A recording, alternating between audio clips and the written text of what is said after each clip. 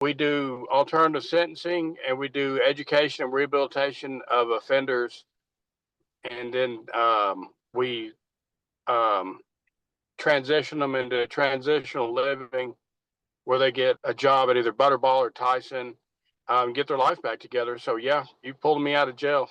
So that's what I do. The majority of my time is spent in jail, helping people understand why they're in jail, their criminal thinking errors, their common thinking errors, their diversion tactics, all these criminal patterns that carry them and their survival mechanisms. Try to help them break that down and understand why they're in jail, because this mainly goes back to their thinking and not anything other than their thinking, because it's the thinking that leads to behaviors. And so, the, pretty much my whole life these days consists of going into the jails and helping people. Yeah. So yeah, you definitely pulled me out of jail today. I was like, I just kind of wanted to make sure we got this chat in sooner than later. Um, Yeah, and I know we kind of jumped in, and then last time we had some stuff that came up. So, basically, let's just kind of start all over. I want to welcome you, Matthew yeah. Stevens, to Spotlight with Britt. And I had the pleasure of meeting you at a 100 Families event over at Arkansas Baptist College, and just really hearing a moment of a blip of your story and how you came to find God and all the different things that you've been through in your life. I'm very glad that you took some time to come and do this interview with me. And I guess we'll just start out like introduce yourself and kind of give me a high level overview of what it is that you do and who you work for. Yeah, my name is Matt Stevens, and I'm originally from Fort Smith.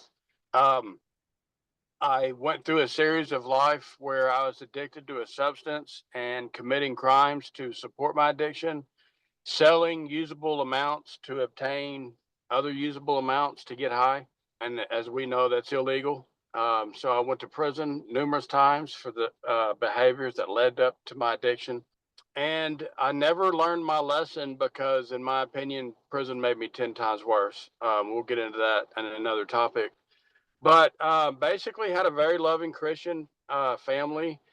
My father was an executive of a company called Beverly Enterprises, which was a nursing home corporation based out of Fort Smith, and they operated right at about 1,500 nursing homes in pretty much about 45, 46 of our states, and then 13 countries. So it was a global corporation based right there in Wow. Fort Smith. And I became addicted at a young age. I had an absent father wound because, anytime you're dealing with that type of corporation, he was the vice chairman and vice president, so he was gone 5 nights a week all throughout my childhood, all throughout my teen years, and I don't blame him for where I'm at. I blame myself for making those decisions and taking advantage of the fact that dad's not home, running the streets, doing what I wanted to do without accountability. So I grew up right there in Fort Smith, making horrible decisions. Just had one run in after another with the law, and never learned my lesson, like I said, and ended up going to prison 5 times. Spent 18 years of my life in prison.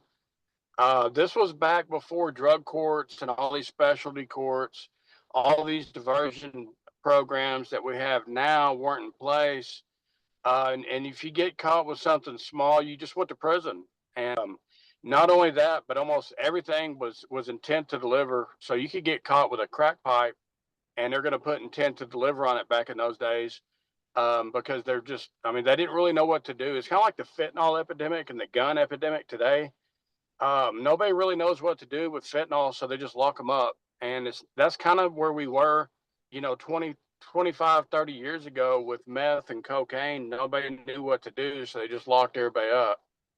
Um, so I ended up with a bunch of felonies and going to prison. And prison made me 10 times worse every time, because, like I said, there was no programs back then.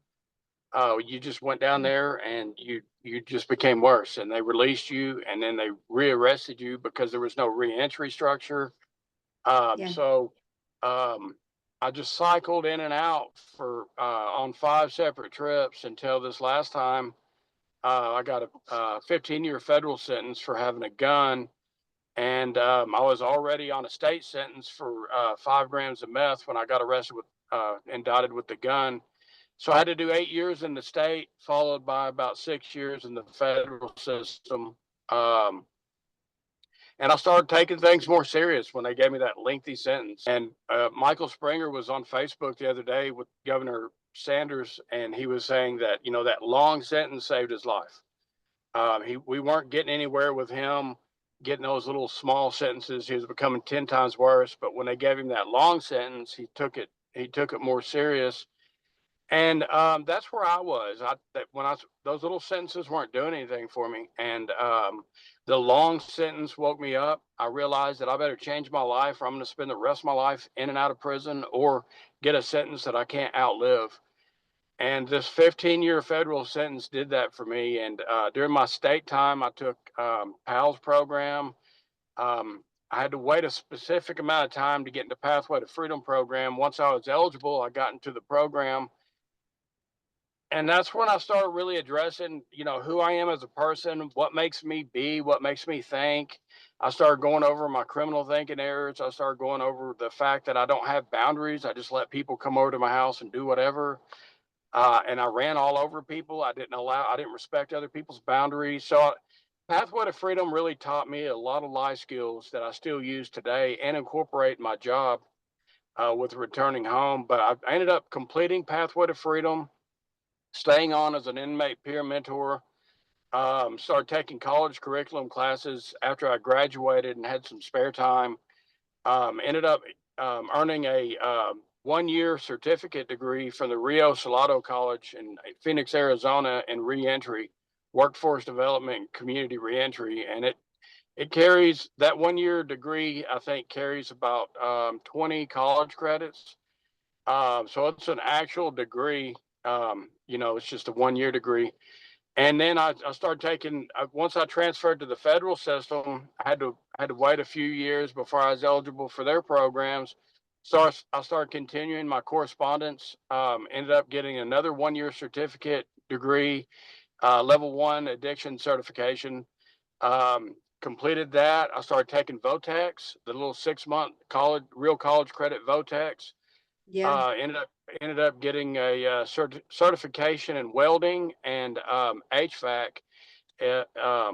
Those were both 6 month college courses there at the prison in Yazoo, Mississippi, and then transferred from that prison to an actual program prison in El Reno, Oklahoma, where I was eligible for the residential drug and alcohol program. And there, I completed another 1 year college correspondence as a level 2 addiction specialist. So I ended up, and then I took another 2 more 6 month college courses, and one in plumbing, and the other one in both residential and electric, residential and commercial electric. So I ended up leaving prison with right at about 105, 106 college credits, and as we know, a bachelor's level is 120. So I almost have enough for a bachelor's degree, and it's combined of both vocational with HVAC, welding, electrical, and plumbing, and then also the workforce development, community reentry, and level 2 addiction certifications. So I came out of prison this time 10 times better. And I've, like everybody else, I started out at a halfway house. I was in a reentry center at City of Faith in Little Rock for about 9 months. That was the most beneficial thing that happened to me besides programming in prison, was the aftercare, the reentry, and just going through structures and learning how to adjust and live in society in a controlled environment like City of Faith.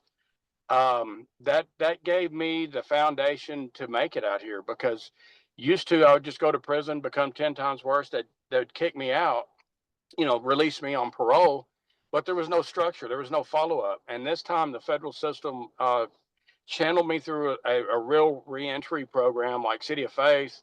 And like I said, that gave me that foundation to apply what I was doing in prison out here in society. And I got some really bad jobs at first, paying really minimum wage, $11 an hour, horrible jobs. Um, Worked my way up to getting a job at Harbor House, which is the one of the larger addiction treatment centers in Arkansas. And then started communicating with Nick Robbins at Returning Home, and offered a I offered myself as a volunteer at first, and then he ended up hiring me. I never actually volunteered. The communication stayed alive, and he ended up hiring me at Returning Home, which is an alternative sentencing program in Fayetteville.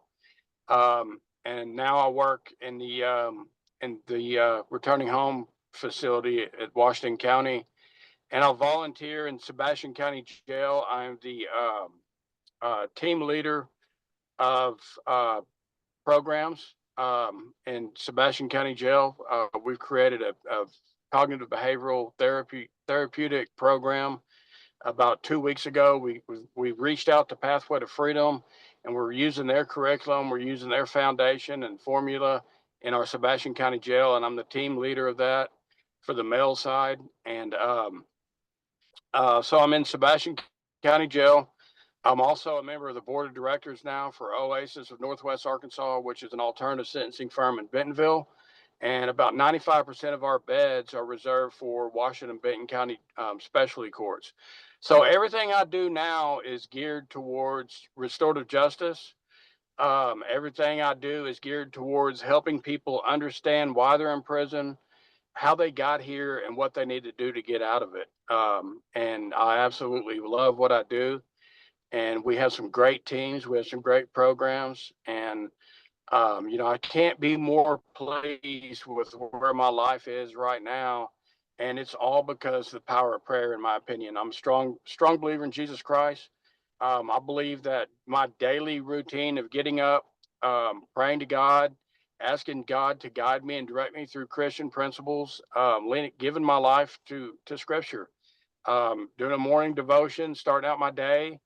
Um, I think that has everything to do with where I'm at today. The power of God, the power of prayer. I don't think I could be anywhere near where I'm at without that spiritual presence. And I do give all glory to God. And I'm nowhere near where I want to be in life because I have great big plans for myself, and I have big plans for returning home. And I know that God has me on the right path, and I know that God has Returning Home and Oasis of Northwest Arkansas on the right path. And I'm just extremely happy to be here. Yeah. Oh, and I hope that I can help others. I've got I've got two guys out of Sebastian County Jail, our jail program. I've got two of them at Next Step Recovery, which is Jimmy McGill's program in Clarksville. Right. I've got two of them at the Magnolia Recovery Center, which is in Little Rock, Arkansas. Um, Right. and I've got two females in Oasis of Northwest Arkansas. So I've got 6 success stories in about 8 months coming out of Sebastian County Jail. So the format's working. It is. It's slow. The most difficult thing is just getting traction with the prosecutors and the courts, and allowing them to believe in me based on my past criminal history. But for the most part, they're slowly starting to believe in me. They definitely believe in these programs. But it's just about when you change your life and people see that, they start saying, "Hey, if this guy can do it, so can somebody else," or if this lady can do it, so can somebody else. So it's a slow process, like I said, but it's a consistent process, and it's working. Yeah. Yeah, So, okay. So tell me, after you went through like the in and out of going to jail, what was it about the last time that you were there that really made you want to do better, to like start the education path, right? Because it seems like yeah, you really jumped in strong to that and just use that, along with finding God to really like push you through and give you the motivation to end up right now where you are. What yeah, was it that really like yeah. spurred that interest? Basically, just understanding that I didn't have a skill or a trade that I could sell myself to an employer with. I would get out of prison and I was unemployable because, like I said, I didn't have any kind of certification. So nobody really was interested in hiring me on anything other than, very low level, entry level jobs. And I was going to be forced to make a career of that because I didn't have a skill. And that's when, at about the time I decided to start doing something with my life, Pathway to Freedom became a program in 2011. Um, the state of Arkansas started expanding their programs, and then the federal government started expanding their vocational training programs, and then the Pell Grant stuff, which allowed offenders to take college correspondence. Um, so it was really just a timing thing of maturity on my side. I got to a point to where I was maturing and aging out of the lifestyle and the decisions I was making, and then B, the system was maturing and growing and advancing in what they needed to do to provide evidence-based formats for us who want to live a different life. And it was kind of like a God thing almost, in my opinion, because I matured into a better situation and aged out of those bad decisions, and our system started maturing. And that's when I think it was Mike Beebe that he signed one of the bills that allowed more programs in the state, more vocational stuff. And then when Obama came in, I forgot the actual bill he signed, but it just flooded our prison system with vocational colleges, and it gave us the opportunity to advance in life when we got out of prison and leave prison with certificates as opposed to felonies. Something that we can kind of balance it out with.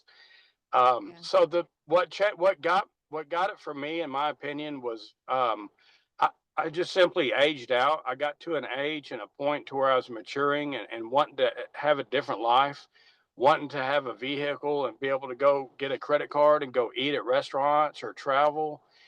Um, so I started wanting something out of life as I got older, and at the same time, like I said, the system started offering us vocational and education training. Yeah. So yeah, Well, I think that's something that like people might not know, like for their loved ones, for example. I know it's not always available for you to be able to go and see your loved one while they're incarcerated. But, yeah.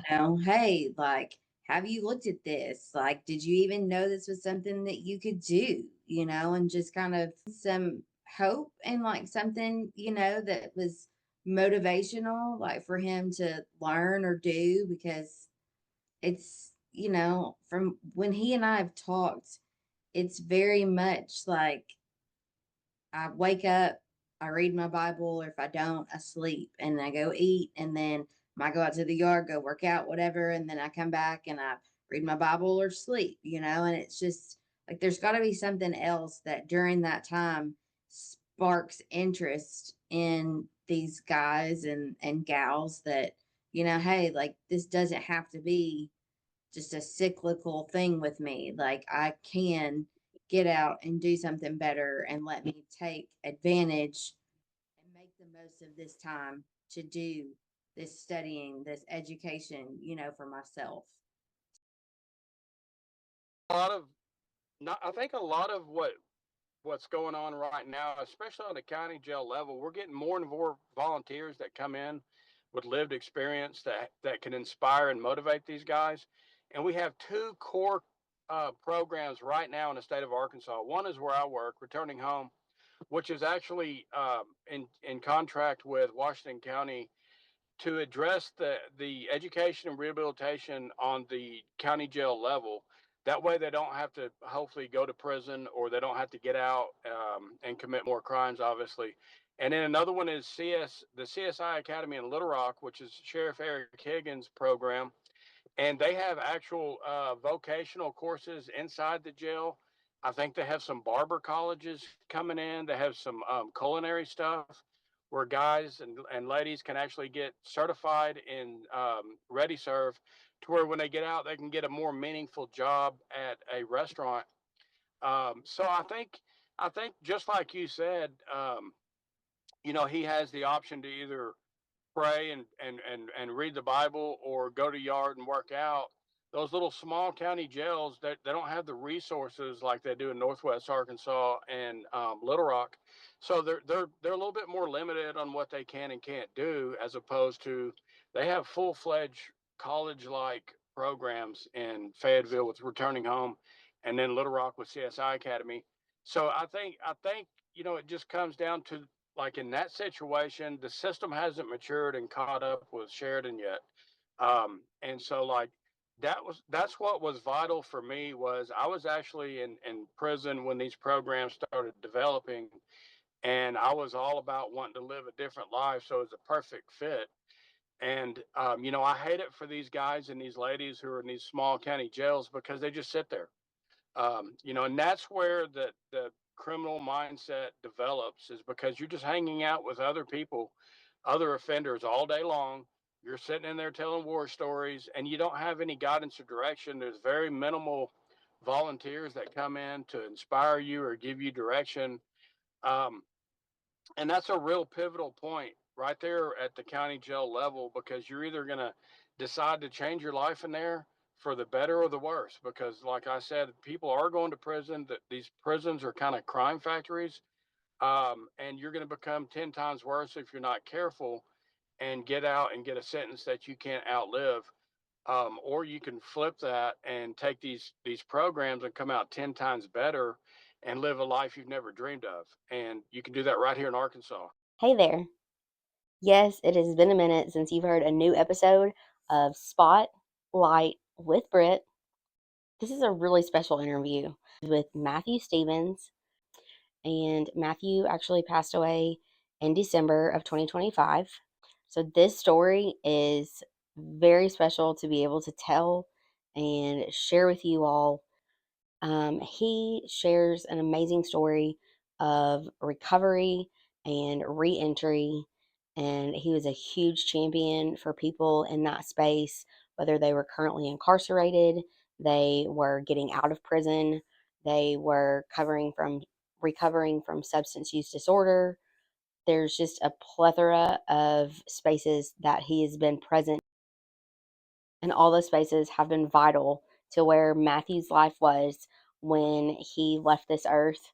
And I know he's currently dwelling with our Lord in heaven, and is a guardian angel to many, I'm sure, and all those that he impacted. I hope that you continue to tell his story, and if he was helping you in your journey, whatever that looked like, please continue to press on in his honor, because this was a very touching interview, and I'm so glad I was able to do this with him before he left this world. So enjoy.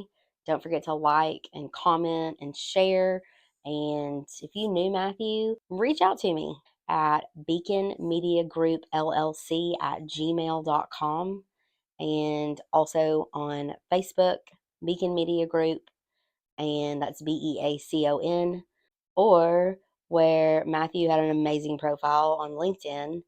You can find me as Brittany Rush Goodman.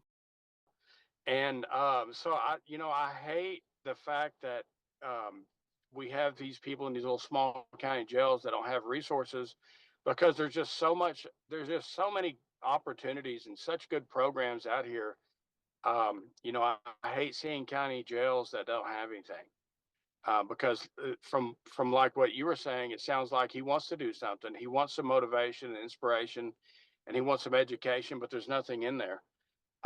So now I believe is the time to start pushing these little counties to kind of come up on a regional level, and put resources together, and have some programming going on for these offenders, because not only do their lives matter, but like I said, they're at a pivotal point. They're either going to become 10 times worse or 10 times better. That's what we're seeing in our correctional system, is people coming out better or worse. Um, so I think that'd be a good thing for him to do, is start advocating for regional programming. It's hard for these little towns like Sheridan to have money to do this stuff with, but I think if they all come together, they can put their resources together and come up with something. I feel like this is a dumb question because I feel like the answer is no, but I mean, once somebody gets sentenced and placed in a certain facility, someone's placed in, I mean, say someone's placed in Sheridan, like, do they have any ability to like appeal or get an attorney to be able to get them transferred to a different facility, like where that kind of stuff is available? Or are they just kind of at the mercy of the court to where they're placed and, what they're able to do moving forward in that situation? It's just so hard to navigate prison once you get into the system. Um, Usually, wherever you initially go is kind of where you're stuck, and it's horrible. But due to my criminal history, I was designated to Yazoo Medium, and it was a freaking crime factory. That's all it was. I mean, there was very little programs. We had HVAC and we had welding, and that was about it. And I was able to convince the supervisors to let me into that program. If not, I wasn't going to be able to get in because I still had a little bit too much time for them to let me into it. They want you to be like a year or two out. But the answer, like you said, is no. And it's frustrating because, you've got prisons out here that have wonderful programs in them. And, people are leaving and they're not coming back. They have a very low recidivism rate coming out of a lot of these prisons that have programs in them. Then you have prisons like Memphis that are in the federal system and Yazoo, Mississippi, Forest City. They have high recidivisms because they don't have the programs that these other prisons have, like in Texarkana. Um, if the deal with the Federal Bureau of Prisons is once you get designated, you're kind of stuck at least for about 2 or 3 years. And it took me from 2018 to 2022. So it took me 4 years to get transferred from the Yazoo, Mississippi prison where I was at to El Reno. And that was almost like weekly requests of trying to get with my case manager and get a transfer in. It's once you get there, you're stuck. So the Yeah. answer is it's kind of like yes, but no. Yes, there is a way to get transferred, but no, it's not going to happen anytime soon, and very few people are going to listen to you. But as long as he's going to Terminal Island, which is out there in California, usually those cases they land on a better prison yard as opposed to because now it seems like they're investing in this person and trying to figure out what the core issue is. Um, and it all goes back to childhood trauma, mental health. Everything's mental health, whether you're sane or insane. We're still dealing with mental health. Yeah. We're dealing with the cognitive thinking, decision making, rational versus irrational thoughts. Yeah. So I mean, every that's one of the things that I really admire about the federal system is they do address everything from a cognitive standpoint, your thinking process, to where the state seems to address everything from a behavioral, uh, a punitive process. You're being punished for your behaviors on an exterior level, and I think that's why our recidivism is so high, because we're not dealing with the core issue. To where the feds, once you get in those good programs, they're actually dealing with the cognitive issues of why are you thinking like this and why are you feeling like this. So they're scratching more into the interior thinking process and emotional process, um, and that's where the results are coming from because nobody commits a crime without thinking about it first, and Yeah. nobody thinks about something without feeling an emotion first, and it's all a cycle. You have the activating event, you have your belief, and then you have your choice. And that's what the value of these programs is: identifying why you're thinking the way you're thinking. um, and it's very vital that we go through this restorative justice process, because if not, like I said, just punitive measures will make people worse. But to answer your question in a really long way, yes, there is a mechanism, but no, it's not going to happen anytime soon, as far as transfers and stuff like that. Yeah. Yeah. Well, so, okay. You mentioned returning home. and you said Yeah. that it's Northwest Arkansas. So I was going to ask you, like, I actually have up here in North Little Rock, there's like a co-working space, and I'm 99.9% sure that there is an office for returning home. So is there like a presence that's here in Pulaski County and like central Arkansas as well? Or does the individual have to be in a facility in Northwest to be able to get access to the services of returning home? As of right now, it's simply Washington County. Unfortunately, hopefully, Okay. hopefully we'll see more expansion. Um, but unfortunately, right now it is just Washington County, and we have a really good program, really good success rate. Um, so I'm thinking, hopefully we'll branch out into more counties, more regions, maybe even more states as time goes along. But the answer to that right now is no. It's just simply Washington County. Um, they may have an Okay. office there. I don't know. But Well, Pathway to Freedom is an internal prison program. It's in Wrightsville, and then they'd also like you sign up for the program and you're taken out of general population and placed at the Hawkins unit in Wrightsville, which is basically I think it's 200 to 400 person unit. And Pathway to Freedom, you don't get a TV, you don't have normal recreation, you forfeit a lot of like comfort amenities you would have in prison, to focus on why you're in prison and changing that mindset and that criminal thinking, like I was saying. So it's good because it takes you away from the criminal element and the convict element of a prison, and it puts you in a classroom, college-like setting, which is the exact same thing returning home does in a county on the county level in Washington County.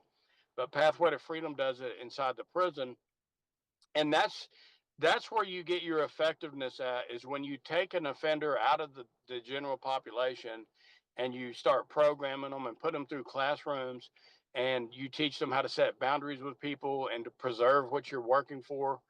um, we're not getting anywhere doing it in general population because the exposure of all the criminal livelihood going on in these prisons is just damaging the mindset of the people we're trying to educate and rehabilitate. So what we're learning is that when you take them out of that environment and put them in a structured environment, that's where the results are. Um, but Pathway to Freedom is faith based. I'm an alumni there, and then they do followed up reentry once you're released. And it's really changed the way we incarcerate, and throughout the entire state, because other programs see it and they like, hey, that program works, and so whatever Pathway to Freedom does, we need to do it too because it's working. And that's exactly why we created a format that kind of resembles Pathway to Freedom in the Sebastian County Jail, because we want those kind of results.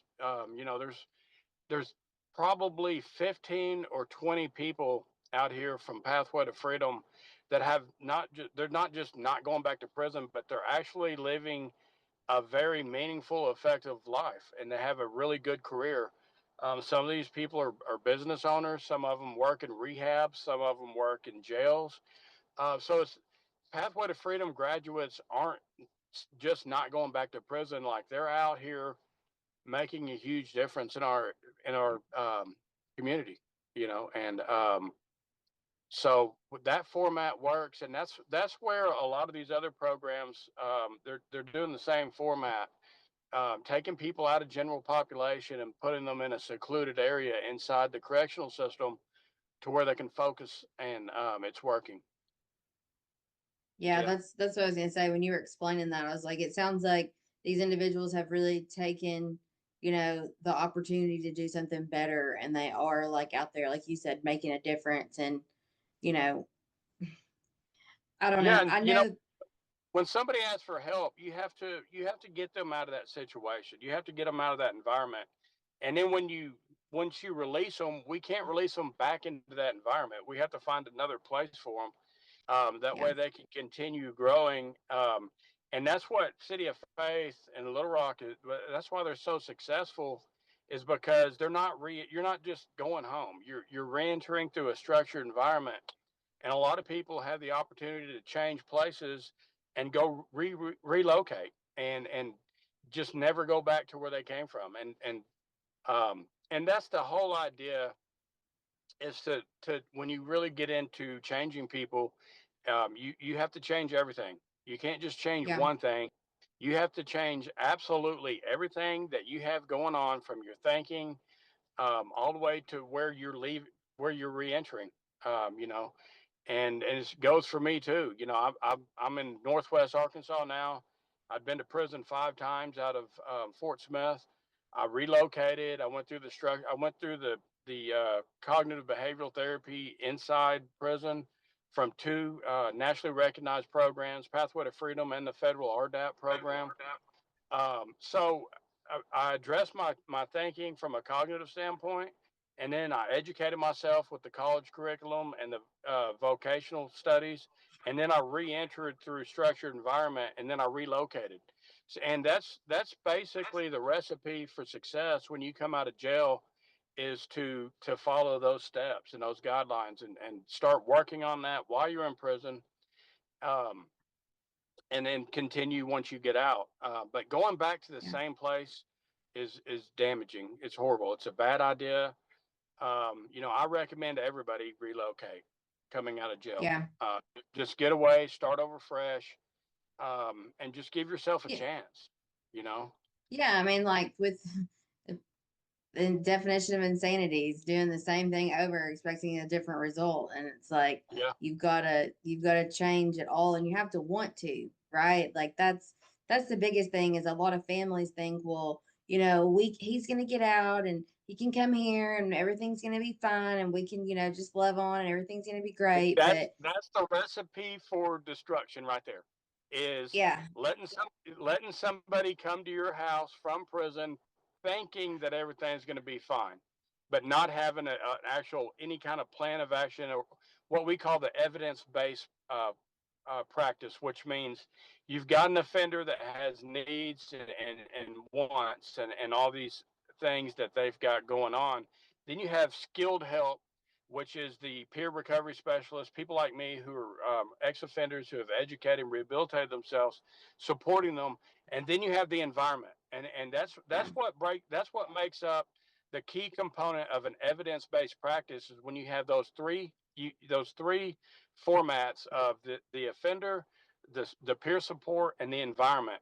And what we're seeing is, when people just go to grandma's house, or they go to a girlfriend's house or a homeboy's house, they're going right back to prison, because there's no evidence-based practice to there's support no success structure. from that.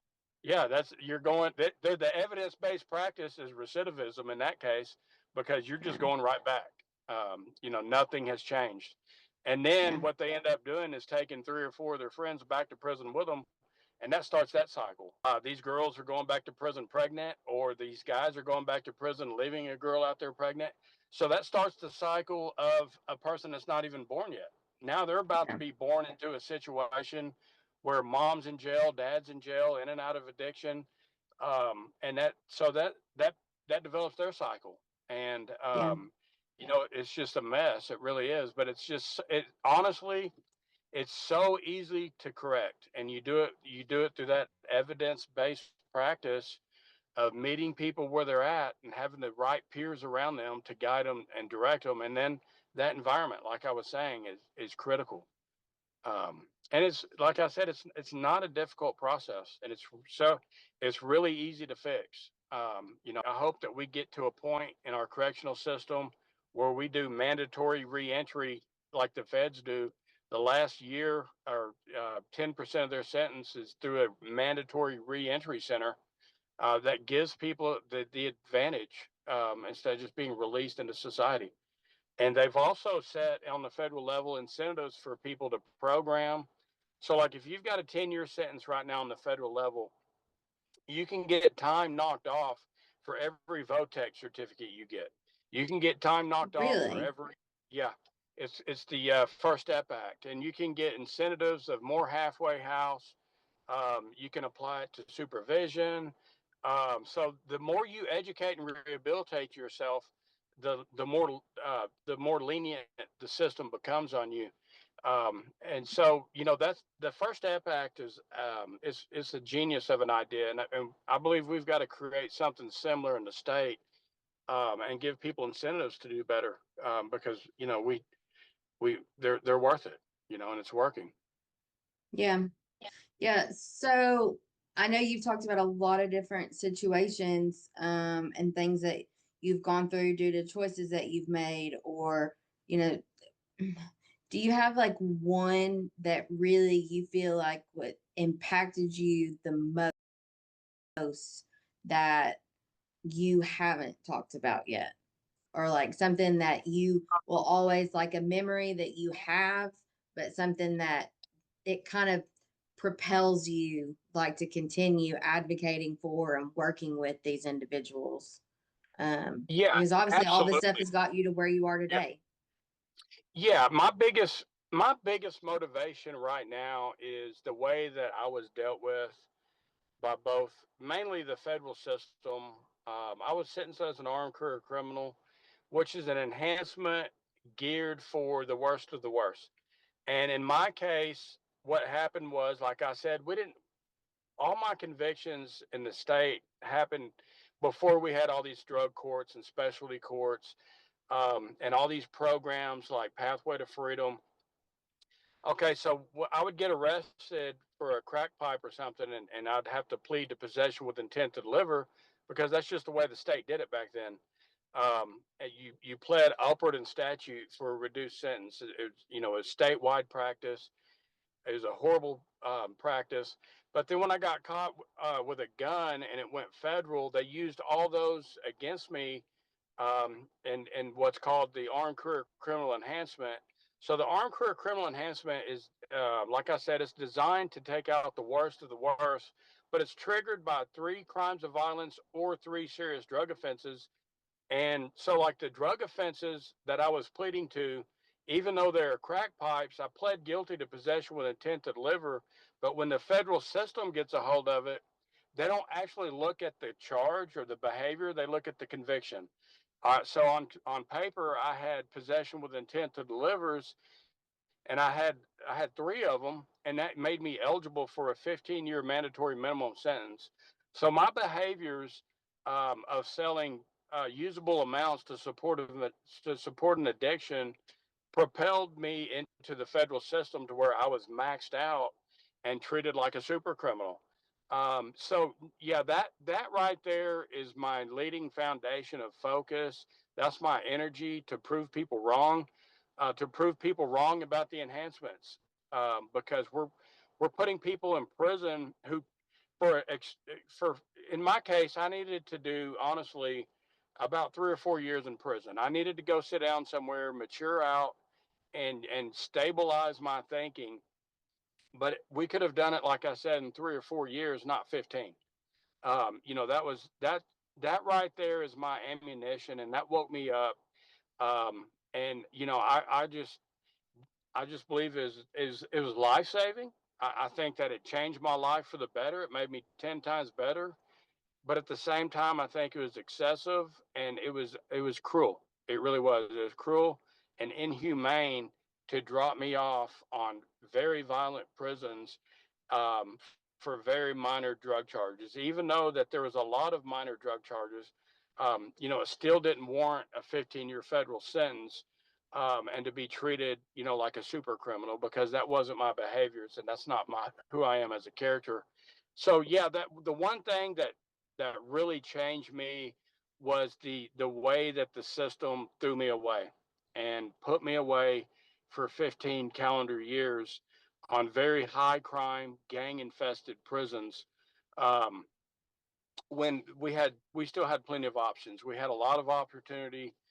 It's what's called judicial frustration. When you get tired of dealing with the same person over and over and over, and you're like, you know what, I'm going to throw the book at this person, and I'm going to do everything I can to put this person away forever, because I'm tired of dealing with this person. And we see, I'm not the only person that's been dealt with like that. It happens all the time. And we have to get to a point, in my opinion, to advocate for compassion and understanding and logic. Doesn't matter how mad you are at somebody. We don't need to put them away for an excessive amount of time just because we're angry or frustrated or because this person's not getting it. Yeah. We're dealing with addiction. We're dealing with thinking disorders. We're dealing with mental health. We're not dealing with cartel, and we're not dealing with high-ranking gang members on my level. I don't know what other people are doing, but like when it comes to my case, we were dealing with street level addiction stuff.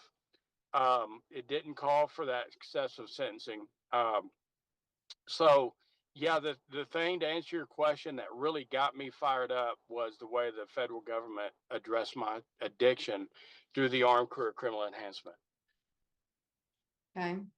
Yeah. So was it during that time? I know you said earlier, like your family was a Christian family, and you really feel like God is a stepping stone that's helped you, that you rely on now, that you're out, and the mission that you have to help other people and reach out and, use your story to hopefully influence them and empower them to do better with their lives.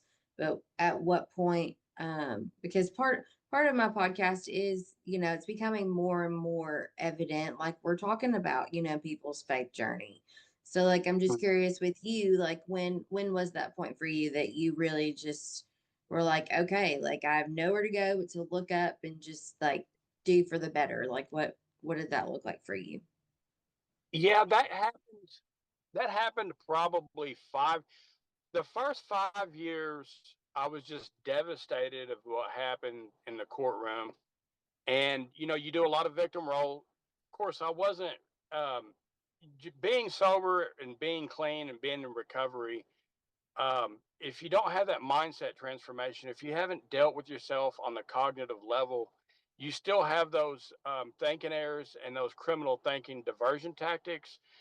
You're just not getting high. So the first 5 years of my incarceration, I was clean and I was sober, but I wasn't what would be considered mindset transformation. So I was still blaming the judge. I was still blaming the prosecutor. I was blaming the informant. I was blaming everybody but myself. And I just started getting more and more into prison programs, the education aspect, and faith based. And I just, after about a year of asking for God's help, seems like a light came on, and it was like, I'm the problem, and I'm sitting here blaming everybody else when I need to man up and fix this on my own through the help of God. But I got that revelation from God. It was like, now's the time to fix me. And I was reading a Bible one day, and I still used it. This is still my favorite verse ever, but it's Isaiah 43:18 and 19, and it talks about God being the light in your darkness, the pathway through your wilderness, and the water in your desert. And it said, "I'm doing something brand new. Can you not see it?" And I think it's verse 19, when Isaiah said, "Do you not see it?" And like the light came on. Is like, man, God has taken me from Calico Rock, where I was going nowhere. I was getting into fights, playing basketball. I'd been passed through the board for clemency in 2013, but I got into a fight right before Mike Beebe went to go sign it because of my thinking. And I was blaming the guy I got into a fight with. But the scripture says, "Do you not see it?" And that right there, like, really shined the light on in my life, turned the light on to where I realized what God was doing in my life. He had me in Pathway to Freedom. I'd been over there about a year of daily devotions, asking God for help. And then that light came on about a year into Pathway to Freedom, when I realized that, God has what all God's done for me. He's taken me out of the streets. At that point, I was 5 years clean. Um, and I was bettering myself. People were believing in me. And so, like, that's when I started really taking these thinking errors and the criminal thinking tactic curriculum more serious and really applying it in my life. Because, like I said, up to that point, I was blaming everybody else. That's the old theory when you get arrested. It's somebody else's fault. You blame Yeah. everybody else. You never take accountability for your actions. And about 5 years into it, and through a lot of praying, God finally revealed through Isaiah 43, 18, 19, that he's working wonders in my life, and that he has created a program to get me out of this. And not only did he create it, but I was in the program, and I'd already been there about 9 months when I came Yeah. across this scripture, and it stuck with me. And I still use that scripture every day. Somewhere along, I'll talk to people about Isaiah 43, 18, 19, because I believe that that's exactly what God was doing about 5 years into my journey. Was setting me up for a place to start building. And like I said, I'd been praying, crying out to God for help and direction for about a year. But that just goes to show you, like, the God that we serve doesn't instantly react just because you pray. We're talking a year of repetitive praying before God showed me that, he's there, he's working. Can you not see it? And it's the small things that we overlook, which is the signs of God that he's in the presence. And we get so selfish we don't even see it. And it's these little bitty tiny things. So I started paying attention to the tiny things that God was doing in my life, and I started building on them. And I still do. I still pay attention to the little tiny things because that's what's keeping me going. But to Yeah. answer your question, yeah, it took about 5 years of criminal diversion tactics, of blaming everybody else, before God really showed me what he's doing in my life. And at that point, I was amazed because he had been there the whole time. I just didn't see it. Yeah. Yeah. And Yeah. that's awesome that you have that story. And even though, sharing that with people might not instantly resonate with them and make them, have that desire in their heart to do better and to seek God for themselves, you're still shining that light and, emanating, like, obviously we're never going to be perfect, but doing, the things that we're called to do and being a disciple and going and talking to, people and using your story, to inspire them, that hopefully, you be able to plant that seed or water that seed, and eventually, they'll find God and they'll have that aha moment that they really want to break out of Yeah. that criminal mindset and behavior, or that substance use disorder, and I don't know. I hope that one day, it is where more and more of these programs are available, because it's very apparent through hearing you tell your story what an impact it made on you, and how much better I think a lot of these people would come out of their sentence and really be able Yeah. to make a difference, and then if they wanted to go back and they wanted to be, someone that stepped in those prisons and helped the next person, yeah, yeah, it's Yeah. really awesome. And I'm down hard, and I still blame the system for the 15 years. But what if they were right? What if because, like I said, it took me 5 years of being in prison before I realized that it's time to change. All right. And then I spent the next 10 years changing. Um, so I mean, what if they were right? What if in my case it did take 15 years, and that was the perfect sentence for me, because I clearly wasn't getting it at those little 1 year sentences they were doing. And that's exactly what Michael Springer is on Facebook right now talking about these long sentences work in certain cases. It worked for him. It worked for me. Some people can get arrested and they can spend 3 days in the county jail and they can change their whole life and never commit another crime. To where people like me, I'd get arrested and spend 3 years in prison, get out and instantly commit another crime. So I think, as bad as I hate to say it, I think that they were right. And I think that, like, that 15-year sentence was the right prescription for me because it worked. Yeah. Here I am. I've been out of prison over 2 years. I've never had any kind of violation of probation or parole. I have a wonderful relationship with all judiciary. I speak at drug court graduations.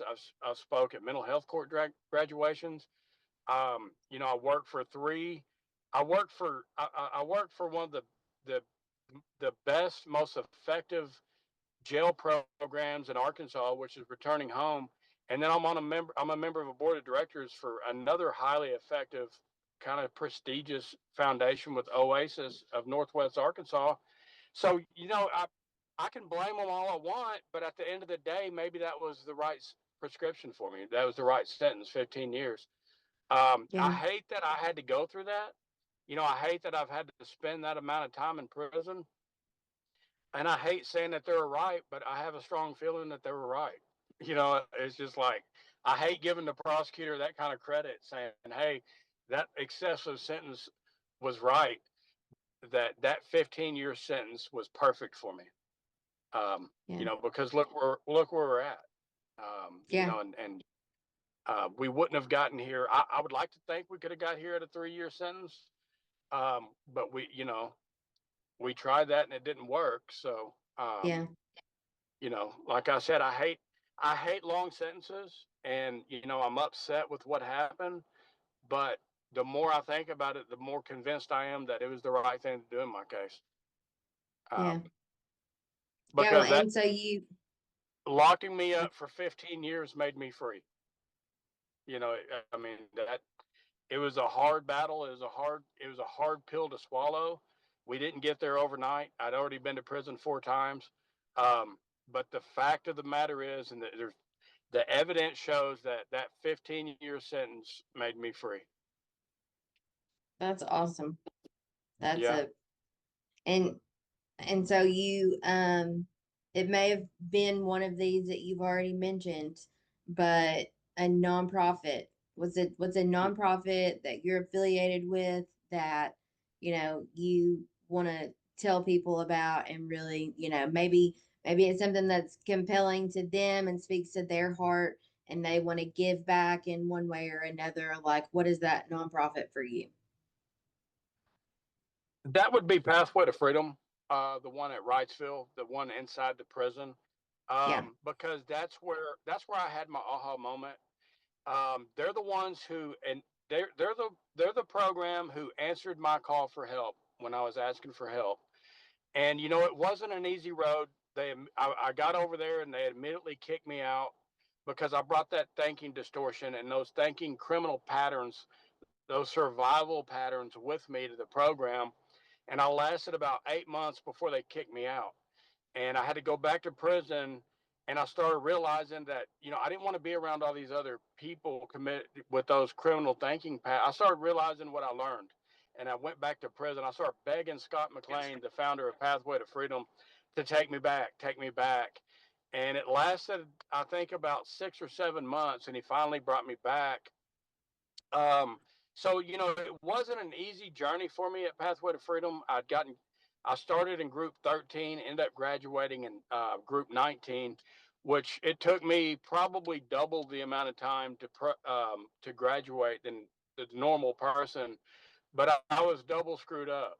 It took me a while to get all those thinking patterns out. So the nonprofit, yeah, that I just really support right now and love and encourage other people to look at is Pathway to Freedom, because that's where the core foundation of my mindset transformation took place that I'm still living off of today. And like I said, there's probably 20 guys. All they take is males right now. They haven't expanded into females, but there's probably 20 guys that have completed that program that are out here living a life that nobody in the world would have ever dreamed that person would be living. And it all happened right there at Pathway to Freedom. And so definitely the nonprofit that I would point the finger at to say that they're the most effective in the state is Pathway to Freedom. And Yeah. that's where, like I said, that's where returning home. They're kind of a spinoff. They're connected with Pathway to Freedom. So is CSI Academy with Eric Higgins. So these programs that do the exact same type format, which is that evidence-based practice, you're going to get results. Because it's like I said, it's evidence-based practice. So as long as you're sticking to that format, putting the offender first, meeting him or her with the right peer support staff and the right clinical support, and then follow Yeah. them up with the environmental change and meeting their resources and needs from an environmental standpoint. That as long as you're doing that, you're going to have a really good outcome in your program. But yeah, to answer your question, most definitely Pathway to Freedom. Cool. Yeah. Well, Matt, thank you so much. Yeah, Like absolutely.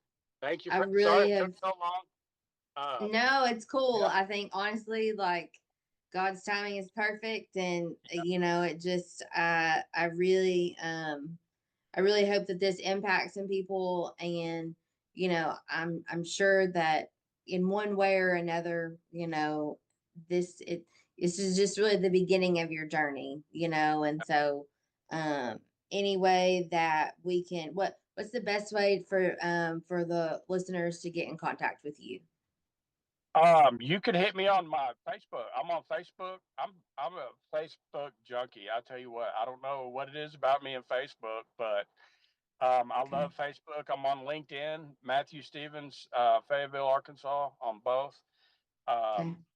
LinkedIn and Facebook. So yeah, hit me up. I have, I have a strong desire to help people in all situations, specifically judicial. Yeah.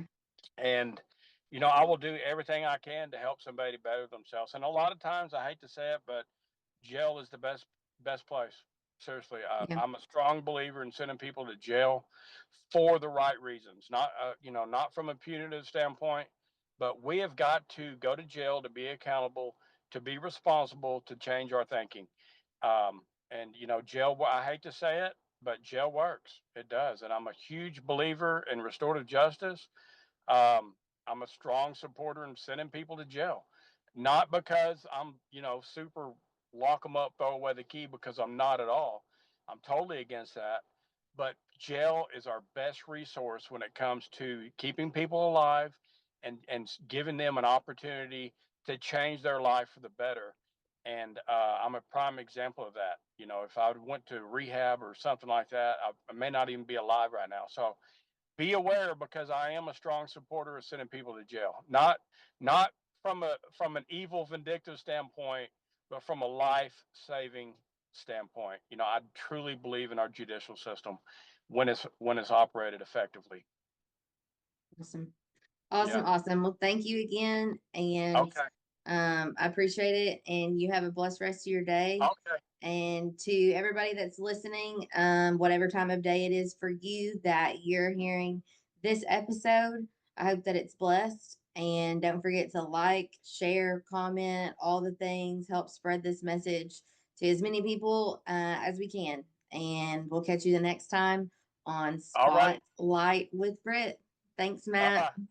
All right. See ya.